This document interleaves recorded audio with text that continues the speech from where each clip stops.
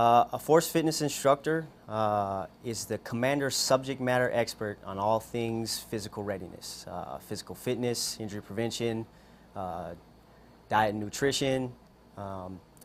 He's the commander's subject matter expert. His job is to take the commander's intent, the mission essential task list, and assist the commander in developing an overall physical fitness readiness plan for, the battalion, the unit.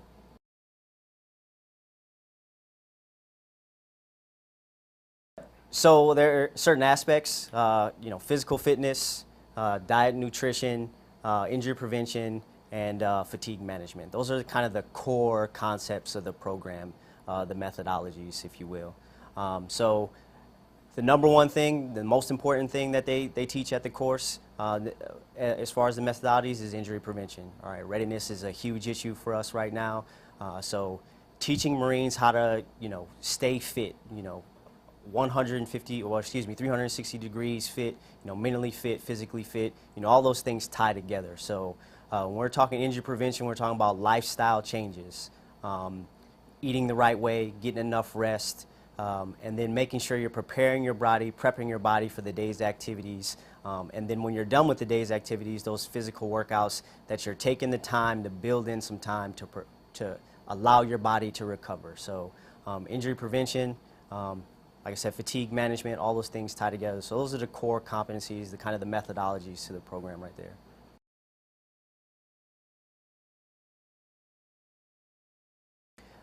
Right now it's a 6-week course in Quantico, Virginia at the MACE there, the Force Fitness Center Readiness Center for Excellence. And what it is basically,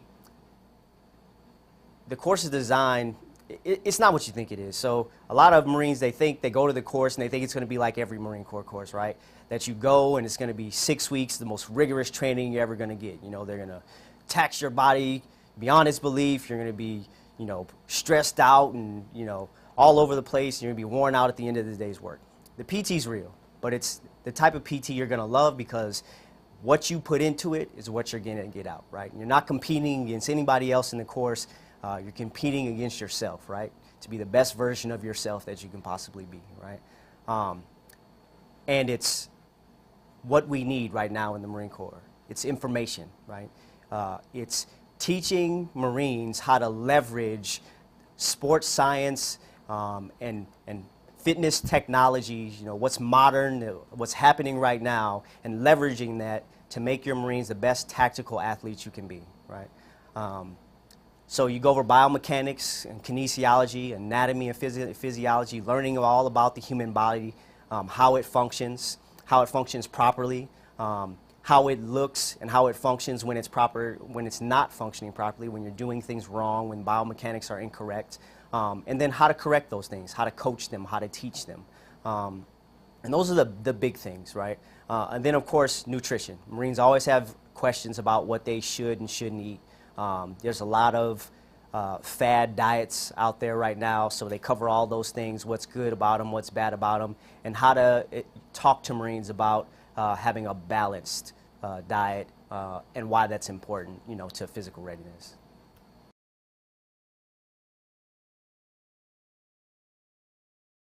I saw the initial MAR admin that came out.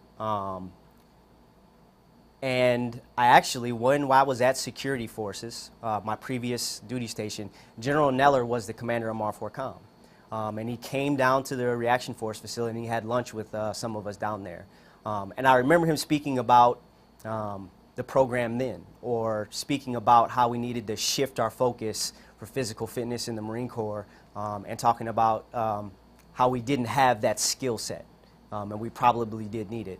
And then when the MAR ad came out, I was like, wow, that's awesome. He actually did it. So then I heard about the course, and I knew that we had a seat, and I approached S3 about it, and I was able to get in the course, luckily.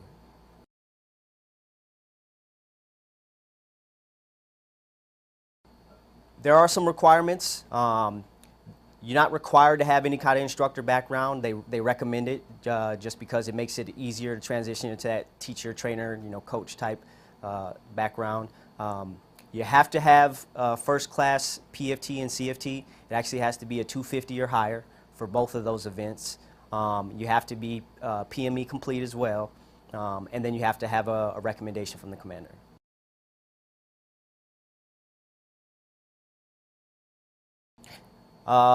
Then I go to my S3. I get my command screening checklist done. Go to medical, make sure that I'm medically able, that I'm on light or limited duty or anything like that. Make sure I'm PME complete, and then it gets routed through my chain of command, through the Sergeant Major and the CO. They sign off on it. I do an inventory PFT and CFT to make sure I'm physically capable of meeting those requirements, regardless of what my scores say. They want to make sure that when I go to the course, I'm able to meet those requirements. And then once the CO signs it, I'm ready to go.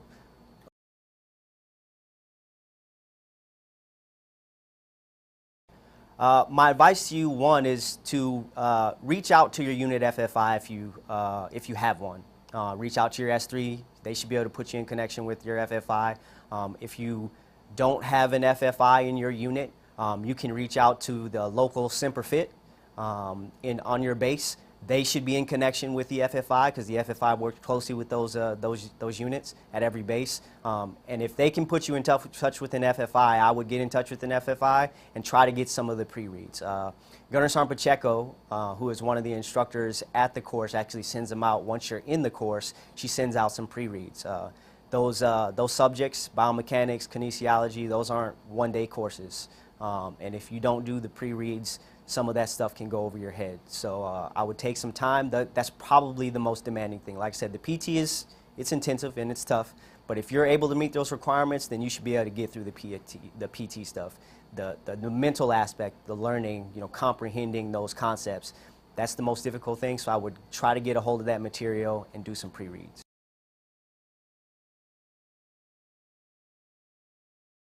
Yes, you could also attempt to get HIT certified. So SimperFit can help with that. The HIT certification, a lot of the movements and the techniques are the same. So a lot of the language is the same. A lot of the biomechanics that the HIT instructors teach are going to be the same. So the sooner you can indoctrinate yourself to that process and that language, it's going to be a lot easier to coach them. So when you go to the course and you're going through those coaching exercises, the biomechanics make sense and you're able to repeat them,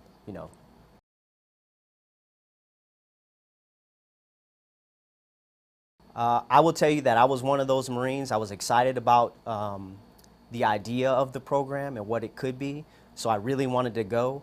But I really still, in the back of my head, was worried that it was going to be a break-off session, right?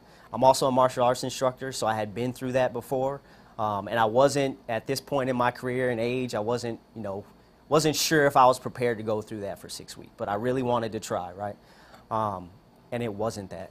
I would say it was really a breath of fresh air. I really enjoyed my time there. If I could go back, now that they've certified the course and solidified the curriculum, if I could go back, I would.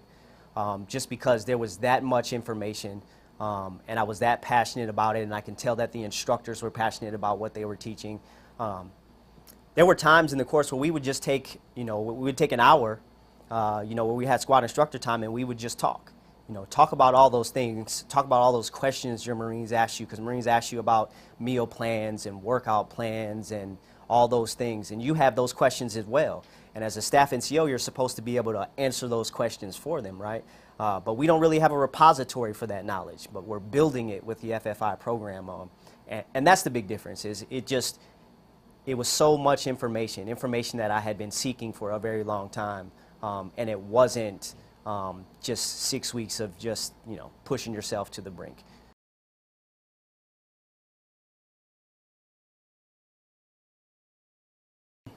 For me here, it was, once again, helping the commander try to figure out how we were going to, try to standardize what the command was doing. Every command is going to be a little bit different, and the opportunity to standardize that is going to be a little bit different. So when I sat down with the training officer here, Captain Baudette, and we talked about Colonel Gadd's intent for the program, we talked about how we could affect that change. So the biggest thing was BCP and RCP. You know, those are the Marines that are struggling the most. Those are the Marines we want to make sure get to the FFI as a resource first. How do we make that happen, right? We rewrote the BCP and the RCP order to integrate the FFI and his responsibilities into the program, and to make sure that those Marines knew who he was and, you know, knew who I was, and that they knew what the schedule for our PT was, and how we would track that, how we would train them, and what other knowledge we would get to them. After that, we talked about how we would affect change, you know, on a bigger scale, MAR 4 pack. So how I would, you know, interact at battalion PT to get the word out about the program. You know, we wanted to make sure that it wasn't just a PT, that I would spend some time kind of sharing some knowledge about the program to get Marines interested, and that after the PT, I would reach out to some of the NCOs to try to build more momentum for the program. So one of the things we did is we organized some more HIT certifications up at the SIPR Fit Center. All right, so right now I have 11 supplemental instructors, so 11 sergeants that have either been HIT certified in the past or got HIT certified here. And I spend some time just about once every quarter meeting with them, talking about the program, the methodologies, sharing information from the course or information from some follow-on courses I've done. When I do my quarterly meetings with a SIPR Fit, you know, health promotion, I bring that knowledge back to them to share with them so that they can take it back to their sections and share it with the Marines in their sections, and, you know, as we attempt to grow the program in that way.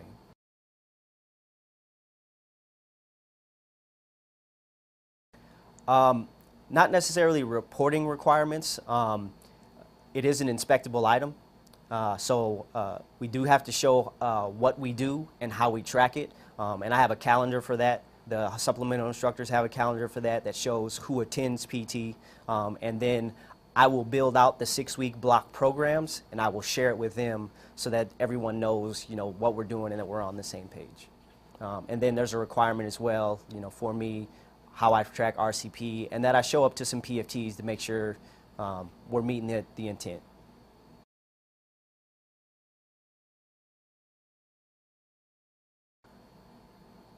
Because there's already an opportunity to prove. You know, Marines are rough and tough. Marines are the greatest fighting force on God's green earth. But if we can get better, we should get better, right? And there's an opportunity to leverage, like I said, what's current in sports science and in fitness, in the fitness industry right now. We should do that. We should do that. You think about, you know, football players or, you know, athletes, right? Teams are constantly seeking a way to gain an edge over the competition. It should be no different with tactical athletes. You know, as we leverage technology to improve our equipment, we should leverage technology to improve our most important asset, which is, you know, the Marines.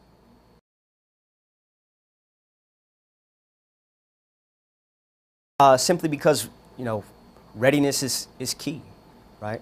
One of the major things about the program is that no one's doing it the same way, right? Everybody's idea of what is physically fit is a little bit different based on where you're at, right? Based on what that leader thinks is important or what they're good at. And we also, because we're these alpha individuals, we measure physical fitness sometimes as toughness, right? How much can you put your body through, right? And that's not necessarily a good measure for physical fitness, right? But it's ingrained in us. So building that injury prevention into it to keep a Marine in the fight, to keep him ready, is important because it kind of takes us away from that thought process that pushing through it is, you know, what we do. Toughness, I always tell the Marines, toughness is not a leadership trait, right? Judgment, integrity, those are leadership traits, right? So as we build that into who we are as a culture, as part of our physical fitness, injury prevention should be at the top so that we can keep a Marine in the fight, keep him training, and leverage him as a tool, right, to win fights.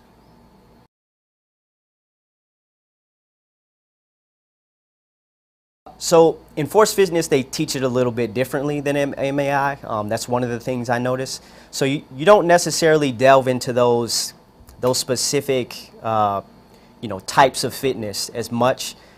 You talk about how being physically fit affects those other types of readiness, right? A Marine who is physically fit and makes lifestyle changes to be physically fit makes better decisions, right? A Marine who's conscious of the way he feels and reacts to the way his body feels probably doesn't drink as much. He probably sleeps better, right? Probably tries to be in bed at a decent hour because he wants to be rested, because he cares about his performance, right? He probably puts better food into his body, which means he's healthier. And if he's healthier and he feels better, there is a scientific connection to his mood, right? That he's not depressed, that he feels better about himself, about his current state in life. So we talk about it in those terms, similar to MAI, but a little bit differently, about how physical readiness affects those other type of readiness, and how they're all tied together.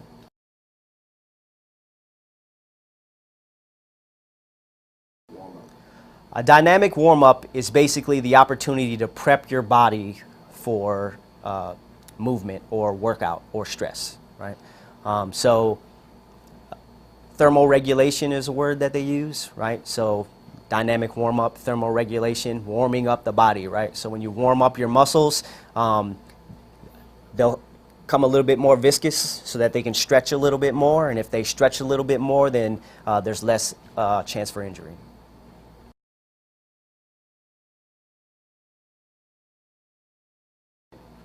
The 4 phases of strength training. So first you have foundational strength, right? That's just in the beginning when we first get a Marine, we're just building that foundational strength, getting him used to moving in that fashion, the exercises we're doing, building those neural pathways. Every time you do a rep, it sends a message from your brain to that muscle that says, hey, it looks like this. During that time, we're really focusing on form and foundation, right? Because we want to teach them to do it the right way. So after you get the foundational strength, you got maximal strength and explosive power. Those two kind of work together, right? So maximal strength is a preparation phase for explosive power, right? So maximal strength, you want to get used to lifting heavier weight, to pressing that rate, pushing it over a period of time in preparation for explosive strength when we're going to go into those Olympics lifts and really using that whole body power and strength to move some weight around. And then after that, you got muscular endurance, right? That's moderate to low amount of weight over a period of time. We want to really stress those muscles, tack those muscles over a period of time.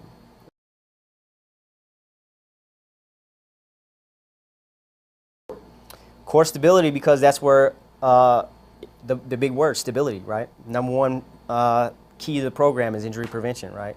So if you're strong throughout your core and your stabilizer muscles, a lot of Marines, once again, they think core is their abs, right? But it's so many more muscles, right? And it's all those muscles that stabilize you when you're moving, you're pumping iron, right? And when you are, if that core is strong, then you're not going to injure yourself because you're going to be stable, you're going to have a solid trunk, you're not going to be left to right, you're not going to be wiggling, that core is going to have you locked in, and it's going to allow you to move a lot more weight than you normally would.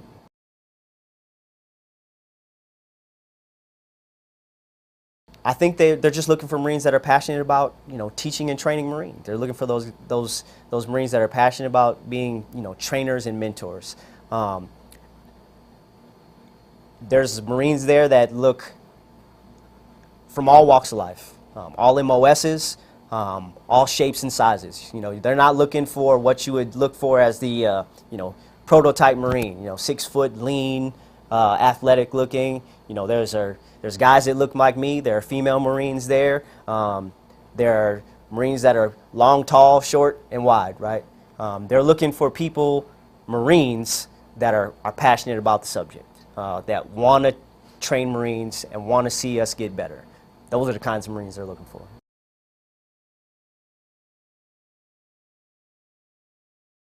You joined the Marine Corps because you wanted to be better than everybody else around you. This program doesn't exist for any other purpose but to make us as the best we could possibly be. Like I said, the goal of the program is to make your Marines the best tactical athletes they can possibly be. So if you're passionate about this, about that, then this is the way to go. This program is going to give you everything you need, all the tools you need to put your Marines in the best position to be successful. And it changes them, right? We've gotten away from some of the days when we all PT'd together, you know. Almost everybody at the course who wasn't an instructor would probably have told you that sergeants more than likely lead PT for them, right? And I was kind of the same way before I went. But now I'm at the forefront of that, and I see the effect it has on my Marines to PT with me every day, all right, to go through it with me every day. It's changed them, and not just physically, and that's important.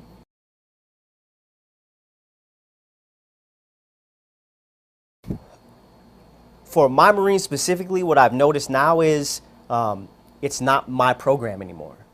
So they've invested in it. They've taken ownership in it, right?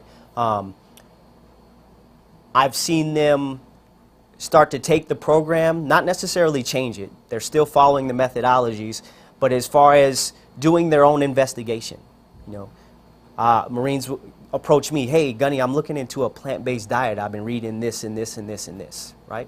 Those type of things are important because it tells me that they're making lifestyle changes, which is the goal, right? It's not just something we do, you know, every morning at 06:30.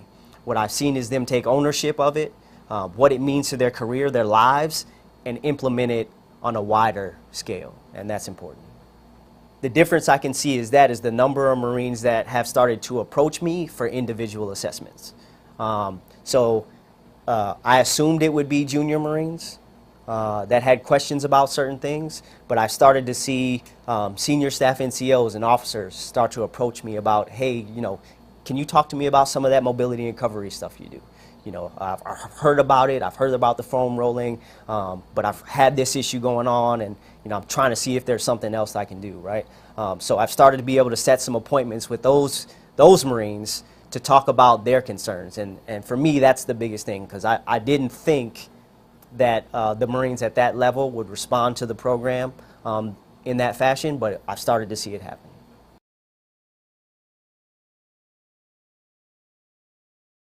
So dorsiflex is the big one. You'll hear that everywhere, but once again, you heard it at the course. So it's one of those things like it's catchy.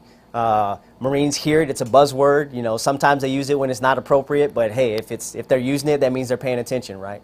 So dorsiflex is the big one you'll hear. You know, active core, you know, tabletop, those type of things. It's words that I think they teach us to use on purpose because they're coaching cues, right? So they're important for a reason, but they're also a little bit catchy, so Marines pay attention to them.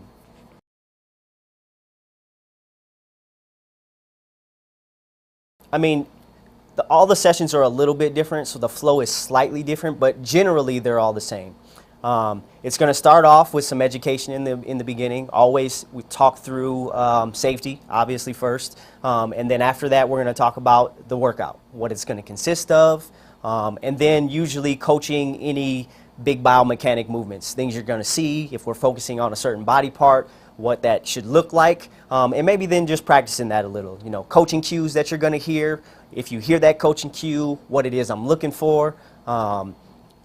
And just those type of things. And then after that, what I like to do is I always have some type of warm-up game, and then we get into our dynamic warm-up, then the task-specific warm-up where we prep the specific muscles that we're going to use for that workout a little bit further. Then we'll get into our workout stressor, and then after that we'll get into our, you know, our auxiliary movements where we work the other body parts that we're not focusing on, and then we'll end it with an optional finisher. Well, optimal finisher is what I like to call it because it's never optional. We're gonna get that finisher in.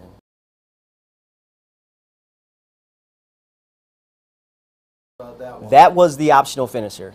That's kind of like the cherry on top, right? And that's the methodologies for the program, how we run the program, the card systems. They're all kind of similar, right? And the Marine Corps obviously wants FFIs to stick to that program. That way we're all on the same page. We're all using the same language. We're all using the same system. But the optional finisher is a way for the FFI kind of to put his little spin on it without going too far. So this morning, the Sally Challenge was kind of the way we finished our workout. That was my cherry on top. to finish the workout. It's an opportunity to spend whatever you got left to close out the workout right before you get into, stretching and foam rolling, get that recovery piece in.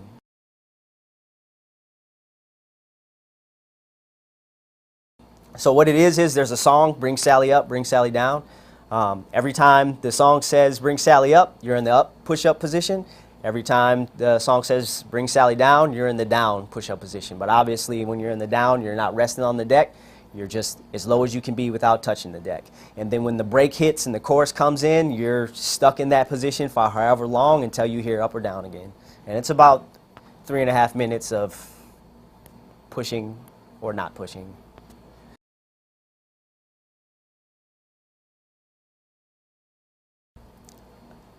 I will tell you that my body hasn't felt this good in a long time.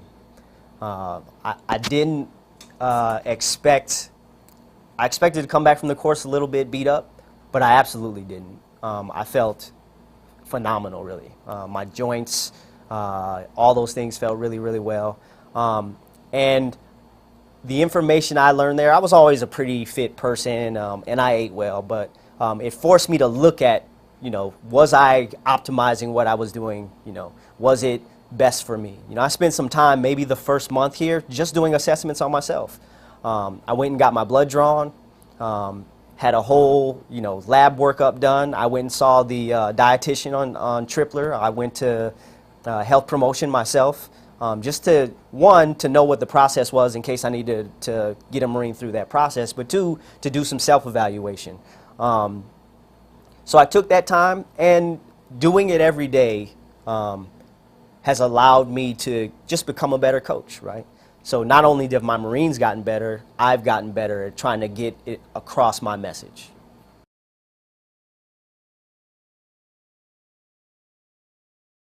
I think he's lost about 20 pounds from the day he checked in until now. And more than anything, I think it's, how hard he works, right? So in the beginning, it was difficult, and he was pushing through, trying to get through it. But now you can tell he wants to be better, like he's hungry for it, right? He's always questioning me for tips. So he's a big guy, right? On Thursdays, we do speed and agility. And for bigger guys, those agility drills can make you feel kind of awkward, right? You're stepping in and out of ladders, you're jumping over hurdles, you're dipping in and out of cones. But I will tell you that no one works harder than he does. Absolutely no one. I can tell in every drill he's focused. He wants to do it as right as he possibly can. He's down on the ground trying to get as low as he can, touching cones. He's tapping through every ladder, and he's pushing himself to be the best version of him that he can possibly be. And that's probably the one that sticks out the most to me is Sergeant Carrera.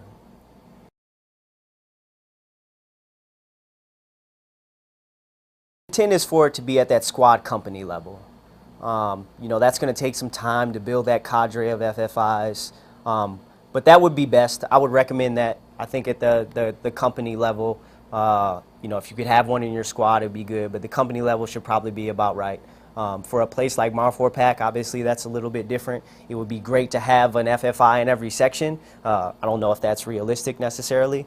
But here, if you could have 3, I think that would be best. And then you could train those supplemental instructors to take that direction. There's always going to be missions. We're an Op 4 here, so things are going to happen. I'm going to get pulled, and someone's got to be able to, carry that baggage.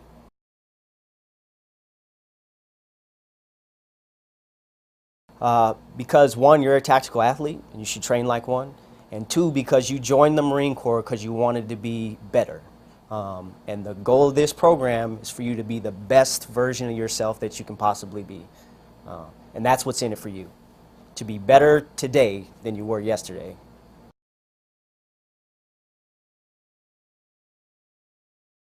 I would say simply because it's going to affect readiness on all levels. Your Marines should be fit. They should be physically fit, mentally fit, spiritually fit. And all those things, like I talked about earlier, are tied together. are tied together. There's no way for a leader to impress upon the values and cultures, the cultural values and morals that he wants for his section, his shop, his platoon, his company, than out on the PT field. It's just how we're built. The opportunity to do that is out there in that grass. I mean, science even says that you're more receptive to knowledge after physical activity. It's why in MAI they teach you to give tie-ins after the workout, right? So that's where we make those cultural changes. We have some things going on in our core right now that aren't that glowing. So we got to make some adjustments. This program is a part of that, and any leader who cares about the Corps and cares about their Marines should want to be a part of that change.